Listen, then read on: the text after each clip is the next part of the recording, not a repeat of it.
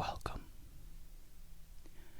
In this video, I'm going to be reading another story from my book, The Empty House and Other Ghost Stories by Algernon Blackwood.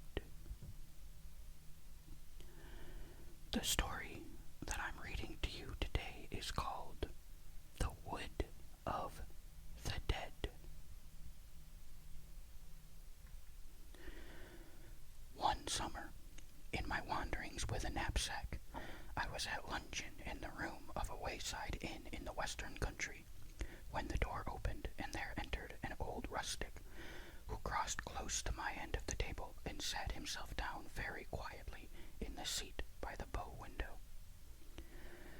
We exchanged glances, or, properly speaking, nods, for at the moment I did not actually raise my eyes to his face, so concerned was I with the important business of satisfying an appetite gained by tramping 12 miles over a difficult country. The fine warm rain of 7 o'clock, which had since risen in a kind of luminous mist about the treetops, now floated far overhead in a deep blue sky, and the day was settling down into a blaze of golden light. It was one of those days peculiar to Somerset and North Devon, when the orchards shine and the meadows seem to add a radiance of their own, so brilliantly soft are the colorings of grass and foliage. The innkeeper's daughter, a little maiden with a simple country loveliness, presently entered with a foaming pewter mug, inquired after my welfare, and went out again. Apparently she had not noticed the old man sitting in the settle by the bow window, nor had he, for his part, so much as once turned his head in our direction. Under ordinary circumstances, I should probably have given no thought to this other occupant of the room, but the fact that it was supposed to be reserved for my private use, and the singular thing that he sat looking aimlessly out of the window, with no attempt to engage me in conversation, drew my eyes more than once somewhat curiously upon him, and I soon caught myself wondering why he sat there so silently, and always with averted head.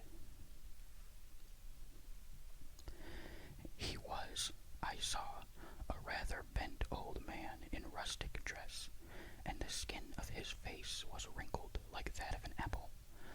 Corduroy trousers were caught up with a string below the knee, and he wore a sort of brown fustian jacket that was very much faded.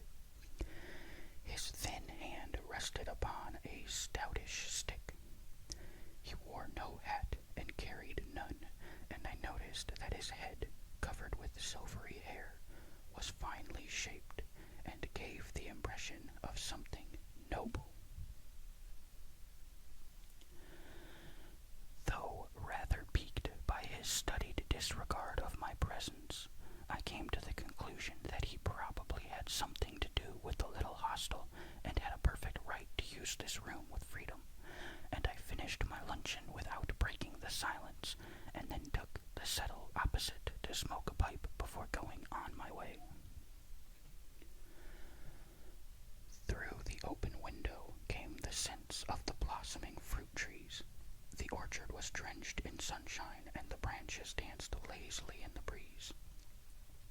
The grass below fairly shone with white and yellow daisies, and the red roses climbing in profusion over the casement mingled their perfume with the sweetly penetrating odor of the sea.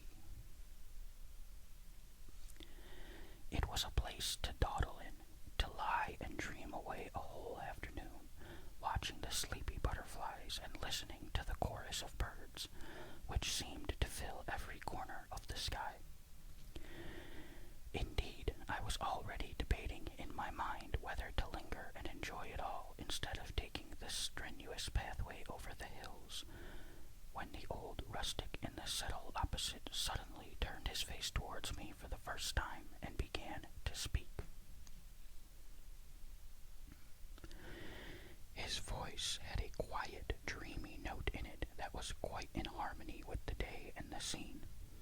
but it sounded far away, I thought, almost as though it came to me from outside, where the shadows were weaving their eternal tissue of dreams upon the garden floor.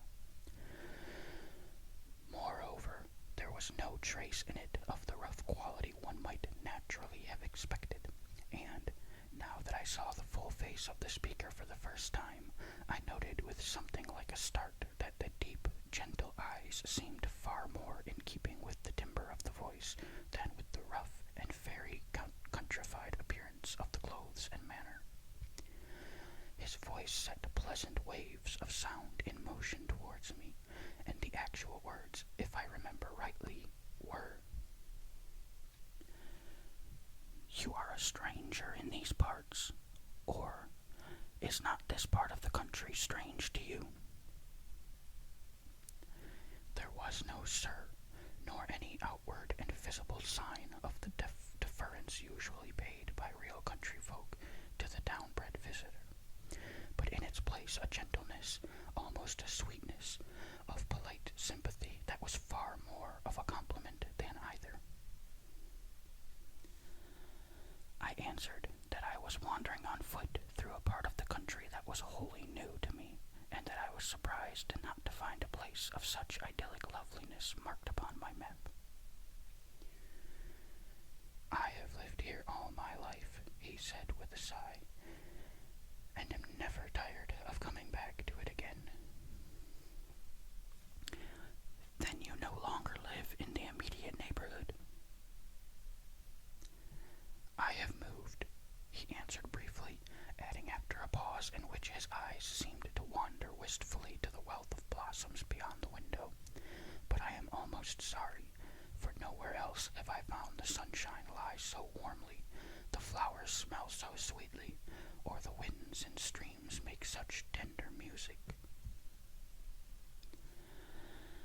His voice died away into a thin stream of sound that lost itself in the rustle of the rose leaves climbing in at the window, for he turned his head away from me as he spoke and looked out into the garden.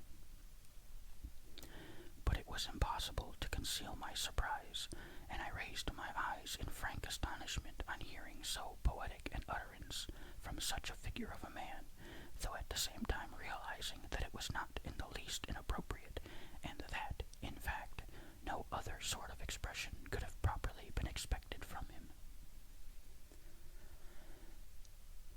"I am sure you are right," I answered at length, when it was clear he had ceased speaking, "or there is something of enchantment here, of real fairy-like enchantment, that makes me think of the visions of childhood days, before one knew anything of... I had been oddly drawn into his vein of speech, some inner force compelling me. But here the spell passed, and I could not catch the thoughts that had a moment before opened a long vista before my inner vision. "To tell you the truth," I concluded lamely, "the place fascinates me, and I am in two minds about going further." Even at this stage, I remember thinking it odd that I should be talking like this with a stranger whom I met in a country inn, for it has always been one of my failings that to strangers my manner is brief to surliness. It was as though we were figures meeting in a dream, speaking without sound, obeying laws not operative in the everyday working world, and about to play with a new scale of space and time, perhaps. But my astonishment passed quickly into an entirely different feeling when I became aware that the old man opposite had turned his head from the window again, and was regarding me with eyes so bright they seemed almost to shine with an inner flame. His gaze was fixed upon my face with an intense ardor, and his whole manner had suddenly become alert and concentrated. There was something about him I now felt for the first time that made little thrills of excitement run up and down my back. I met his look squarely, but with an inward tremor. "Stay, then, a little while longer," he said in a much lower and deeper voice than before. "Stay, and I will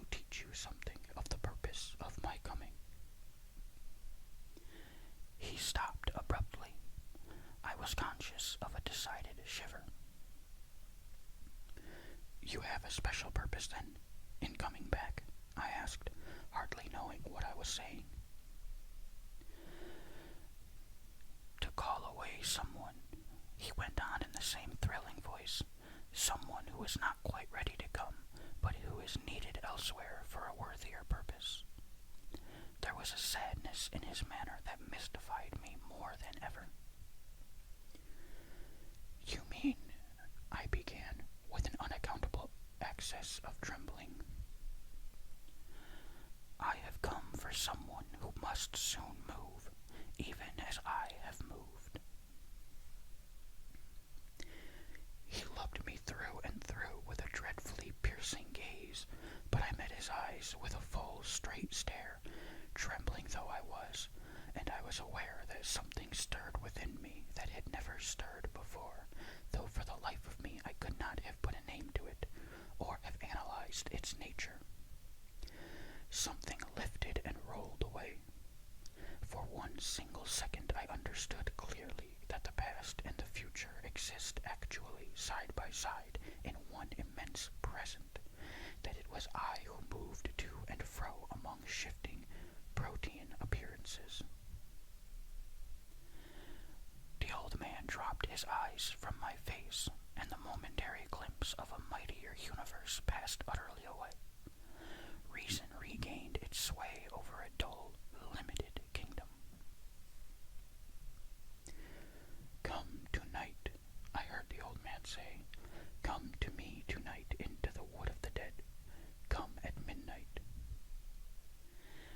Involuntarily I clutched the arm of the settle for support, for I then felt that I was speaking with someone who knew more of the real things that are and will be than I could ever know while in the body, working through the ordinary channels of sense, and this curious half-promise of a partial lifting of the veil had its undeniable effect upon me.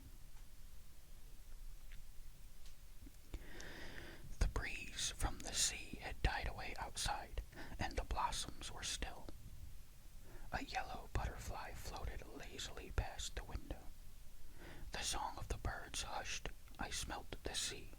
I smelt the perfume of heated summer air rising from fields and flowers, the ineffable scents of June and of the long days of the year, and with it, from countless green meadows beyond, came the hum of myriad summer life, children's voices, sweet pipings, and the sound of water falling. I knew myself to be on the threshold of a new order of experience, of an ecstasy. Something drew me forth with a sense of inexpressible yearning towards the being of this strange old man in the window seat, and for a moment I knew what it was to taste a mighty and wonderful sensation, and to touch the highest pinnacle of joy I have ever known. It lasted for less than a second and was gone, but in that brief instant of time the same terrible lucidity came to me that had already shown me how the past and future exist in the present, and I realized and understood that pleasure and pain are one and the same force, for the joy I had just experienced included also all the pain I ever had felt or ever could feel.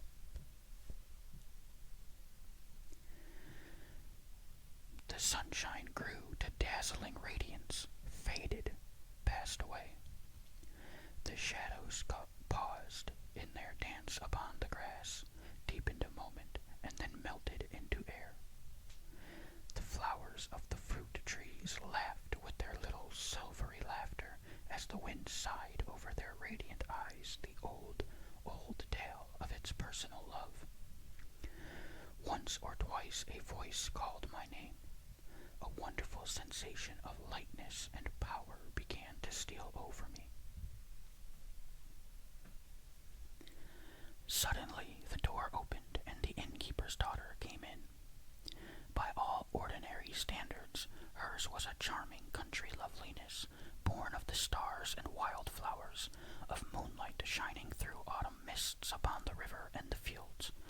Yet, by contrast with the higher order of beauty I had just momentarily been in touch with, she seemed almost ugly. How dull her eyes, how thin voice, how vapid her smile, and insipid her whole presentment. For a moment she stood between me and the occupant of the window seat while I counted out the small change for my meal and for her services. But when, an instant later, she moved aside, I saw that the settle was empty and that there was no longer anyone in the room but our two selves. This discovery was no shock to me. Indeed, I had almost expected it, and the man had gone just as a figure goes out of a dream, causing no surprise and leaving me as part and parcel of the same dream without breaking of continuity. But as soon as I had paid my bill and thus resumed in very practical fashion the thread of my normal consciousness, I turned to the girl and asked her if she knew the old man who had been sitting in the window seat and what he had meant by the wood of the dead. The maiden started visibly, glancing quickly round the empty room, but answering simply that she had seen no one. I described him in great detail, and then, as the description grew clearer, she turned a little pale under her pretty sunburn, and said very gravely that it must have been the ghost. Ghost? What ghost? Oh, the village ghost, she said quietly, coming closer to my chair with a little nervous movement of genuine alarm, and adding in a lower voice, "He comes before a death, they say." It was not difficult to induce the girl to talk, and the story she told me, shorn of the superstition that had obviously gathered with the years round the memory of a strangely picturesque figure, was an interesting and peculiar one.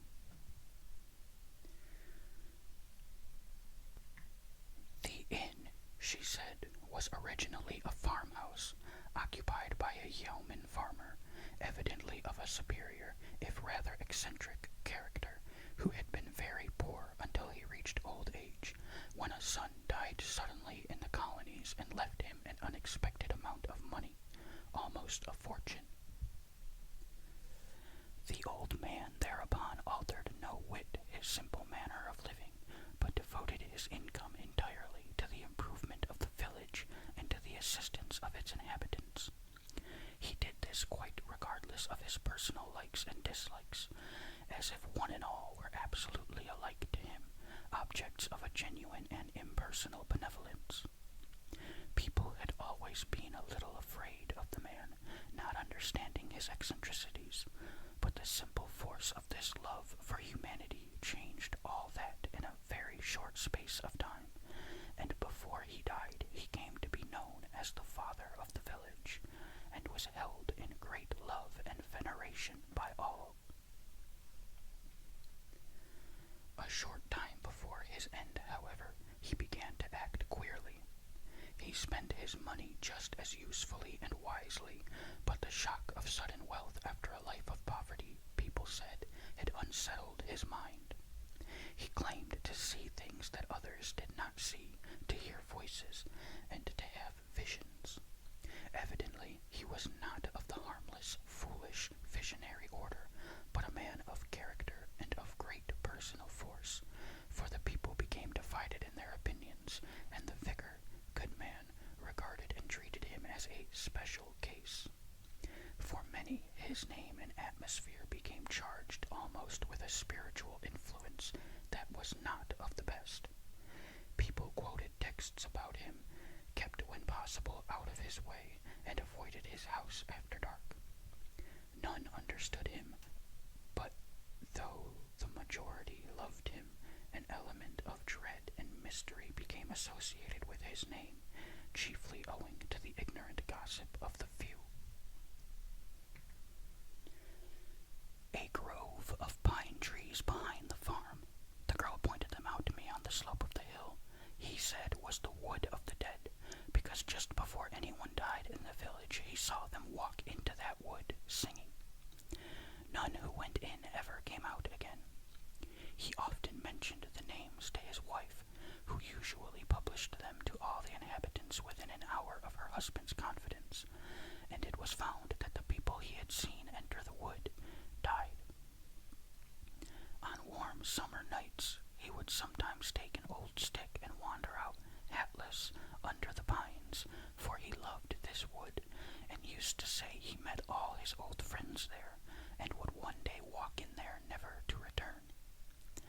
His wife tried to break him gently off this habit, but he always had his own way, and once when she followed and found him standing under a great pine in the thickest portion of the grove, talking earnestly to someone she could not see, he turned and rebuked her very gently, but in such a way that she never repeated the experiment, saying, "You should never interrupt me, Mary, when I am talking with the others, for they teach me, remember, wonderful things, and I must learn all I can before I go to join them." This story went like wildfire through the village, increasing with every repetition, until at length everyone was able to give an accurate description of the great veiled figures the woman declared she had seen moving among the trees where her husband stood. The innocent pine grove now became positively haunted, and the title of Wood of the Dead clung naturally as if it had been applied to it in the ordinary course of events by the compilers of the Ordnance Survey. On the evening of his 90th birthday, the old man went up to his wife and kissed her. His manner was loving and very gentle, and there was something about him besides, she declared afterwards, that made her slightly in awe of him and feel that he was almost more of a spirit than a man. He kissed her tenderly on both cheeks, but his eyes seemed to look right through her as he spoke. "Dearest wife," he said, "I am saying goodbye to you, for I am now going into the wood of the dead, and I shall not return. Do not follow me or send to search, but be ready soon to come upon the same journey yourself." The good woman burst into tears and tried to hold him, but he easily slipped from her hands, and she was afraid to follow him. Slowly she saw him cross the field in the sunshine, and then enter the cool shadows of the grove, where he disappeared from her sight. That same night, much later, she woke to find him lying peacefully by her side in bed, with one arm stretched out towards her, dead. Her story was half believed, half doubted at the time, but in a very few years afterwards it evidently came to be accepted by all the countryside. A funeral service was held to which the people flocked in great numbers, and everyone approved of the sentiment which led the widow to add the words, "the father of the village," after the usual texts which appeared upon the stone over his grave. This, then, was the story I pieced together of the village ghost as the little innkeeper's daughter told it to me that afternoon in the parlor of the inn.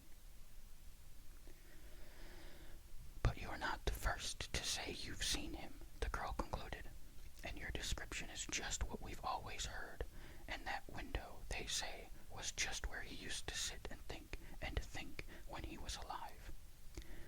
And sometimes, they say, to cry for hours together."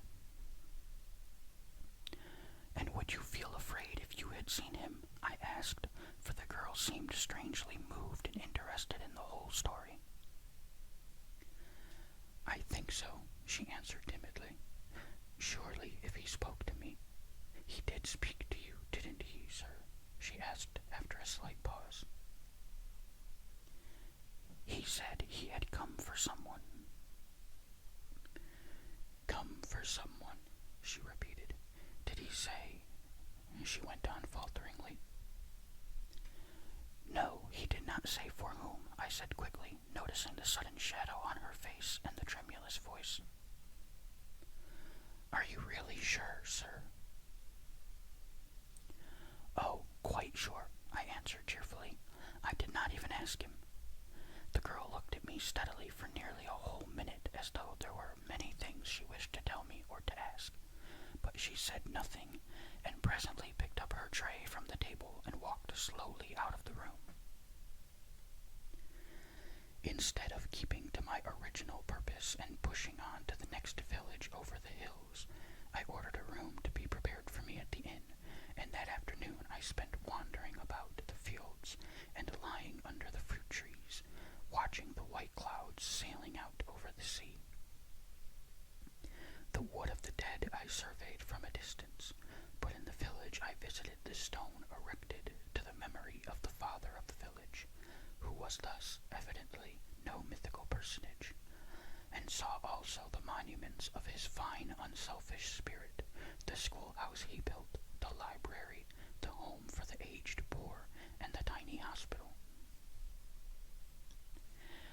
That night, as the clock in the church tower was striking 11:30, I stealthily left the inn and crept through the dark orchard and over the hayfield in the direction of the hill whose southern slope was clothed with the wood of the dead.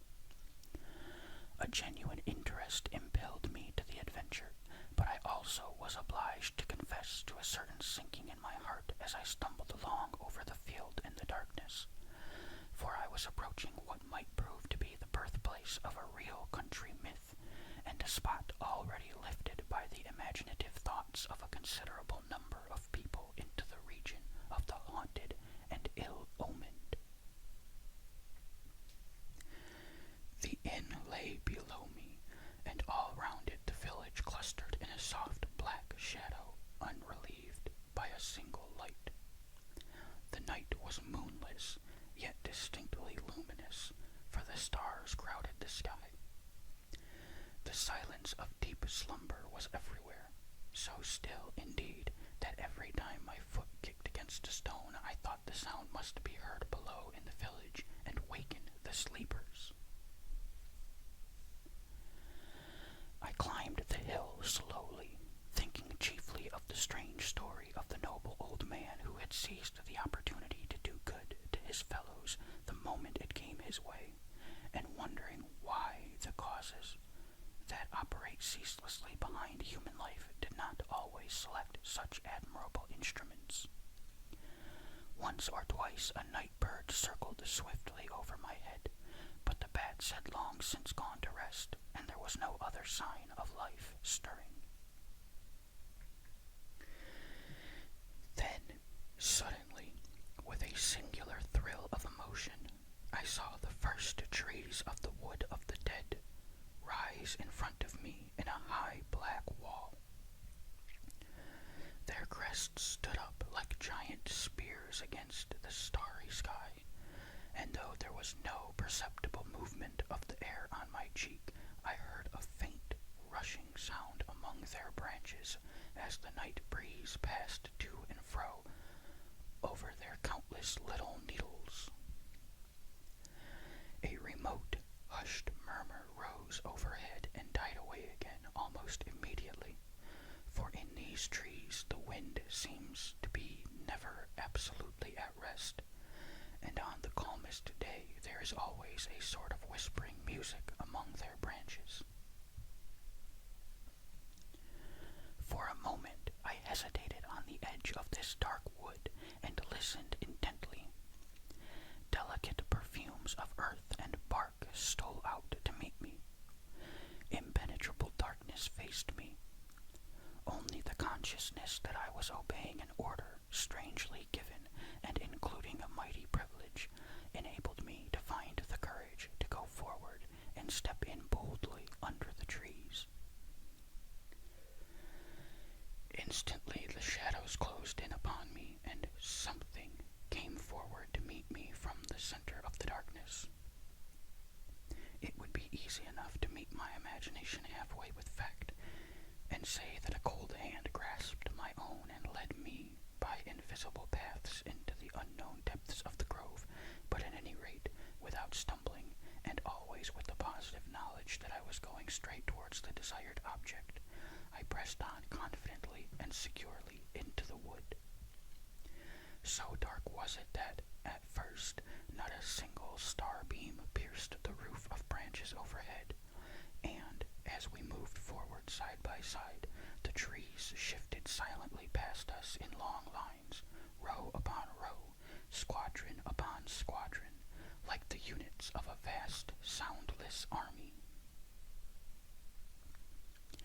And at length we came to a comparatively open space, where the trees halted upon us for a while, and, looking up, I saw the white river of the sky beginning to yield to the influence of a new light that now seemed spreading swiftly across the headings.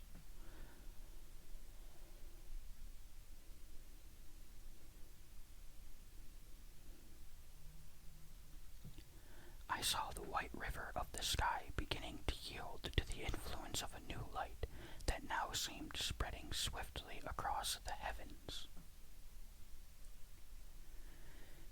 "It is the dawn coming," said the voice at my side that I certainly recognized, but which seemed almost like a whispering from the trees, "and we are now in the heart of the wood of the dead."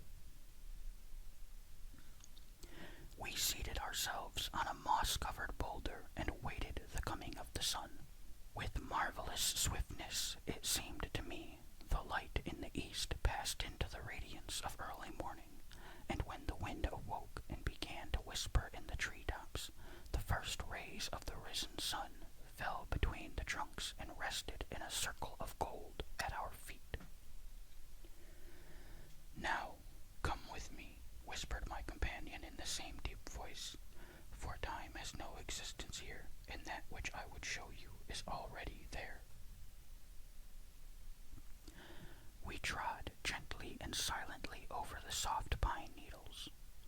Already the sun was high over our heads, and the shadows of the trees coiled closely about their feet. The wood became denser again, but occasionally we passed through little open bits where we could smell the hot sunshine and the dry, baked pine needles. Then, presently, we came to the edge of the grove, and I saw a hayfield lying in the blaze of day, and two horses basking lazily with switching tails in the shafts of a laden hay wagon. So complete and vivid was the sense of reality that I remember the grateful realization of the cool shade where we sat and looked out upon the hot world beyond. The last pitchfork had tossed up its fragrant burden, and the great horses were already straining in the shafts after the driver as he walked slowly in front with one hand upon their bridles. He was a stalwart fellow, with sunburned neck and hands. Then, for the first time, I noticed, perched aloft upon the trembling throne of hay, the figure of a slim young girl. I could not see her face, but her brown hair escaped in disorder from a white sunbonnet, and her still browner hands held a well-worn hay rake. She was laughing and talking with the driver, and he, from time to time, cast up at her ardent glances of admiration, glances that won instant smiles and soft blushes in response. The cart presently turned into the roadway that skirted the edge of the wood where we were sitting. I watched the scene with intense interest and became so much absorbed in it that I quite forgot the manifold, strange steps by which I was permitted to become a spectator. "Come down and walk with me," cried the young fellow, stopping a moment in front of the horses and opening wide his arms. "Jump, and I'll catch you." Oh, she laughed, and her voice sounded to me as the happiest, merriest laughter I had ever heard from a girl's throat. Oh, that's all very well, but remember I'm queen of the hay, and I must ride." "Then I must come and ride beside you," he cried, and began at once to climb up by way of the driver's seat. But, with a peal of silvery laughter, she slipped down easily over the back of hay to escape him, and ran a little way along the road. I could see her quite clearly, and noticed the charming, natural grace of her movements, and the loving expression in her eyes as she looked over her shoulder to make sure he was following. Evidently, she did not wish to escape for long, certainly not forever. In 2 strides, the big brown swain was after her, leaving the horses to do as they pleased. Another second and his arms would have caught the slender waist and pressed the little body to his heart. But just at that instant, the old man beside me uttered a peculiar cry. It was low and thrilling, and it went through me like a sharp sword. He had called her by her own name, and she had heard. For a second she halted, glancing back with frightened eyes. Then, with a brief cry of despair, the girl swerved aside and dived in swiftly among the shadows of the trees. But the young man saw the sudden movement and cried out to her passionately, "Not that way, my love, not that way. It's the wood of the dead." She threw a laughing glance over her shoulder at him, and the wind caught her hair and drew it out in a brown cloud under the sun. But the next minute she was close beside me, lying on the breast of my companion, and I was certain I heard the words repeatedly uttered, with many sighs. "Father, you called, and I have come. I come, and I come willingly, for I am very, very tired." At any rate, so the words sounded to me, and mingled with them I seemed to catch the answer in that deep, thrilling whisper I already knew. "And you shall sleep, my child, sleep for a long, long time, until it is time for you to begin the journey again." In that brief second of time I had recognized the face and voice of the innkeeper's daughter, but the next minute a dreadful wail broke from the lips of the young man, and the sky grew suddenly as dark as night. The wind rose and began to toss the branches about us, and the whole scene was swallowed up in a wave of utter blackness. Again the chill fingers seemed to seize my hand, and I was guided by the way I had come to the edge of the wood, and crossing the hayfield, still slumbering in the starlight, I crept back to the inn and went to bed. A year later I happened to be in the same part of the country, and the memory of the strange summer vision returned to me with the added softness of distance. I went to the old village and had tea under the same orchard trees at the same inn. But the little maid of the inn did not show her face, and I took occasion to inquire of her father as to her welfare and her whereabouts.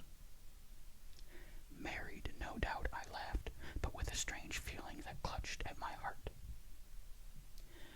"No, sir," replied the innkeeper sadly, "not married, though she was just going to be, but dead. She got a sunstroke in the hayfields just a few days after you were here, if I remember rightly, and she was gone from us in less than a week." All right, that is the end of The Wood of the Dead. Thank you for watching or listening.